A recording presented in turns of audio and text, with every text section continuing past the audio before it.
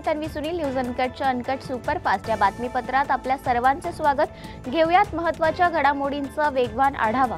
इंदापूरमध्ये मांगूर माशांची तस्करी उघड. 20,45,000चा मुद्देमाल जप्त, दोघे अटकेत. वाळूज MIDCचा मुख्य रस्ता मृत्यूचा सापळा. उघड्या ड्रेनेजमुळे अपघातांना धोका, तातडीने दुरुस्तीची मागणी.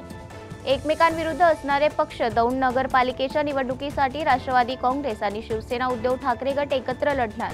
जालन्यात गाडी जाळण्याच्या संशयातून एका तरुणास रॉडने बेदम मारहाण.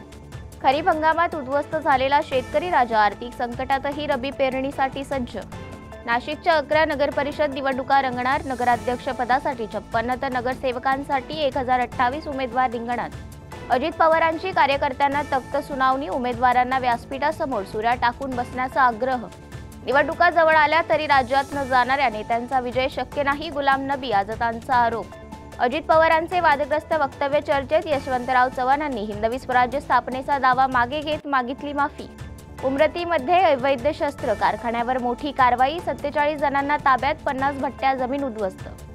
राजसाहेबांचा आधारच आमची ताकद, कुठेही जाणार नाही. अमेय खोपकरचा मनसे कार्यकर्त्यांना दिलासा.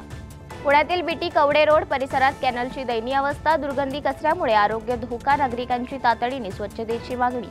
या बातमीसह न्यूज अनकटच्या अनकट सुपरफास्ट या बातमीपत्रात इथेच थांबूया. पाहत रहा न्यूज अनकट.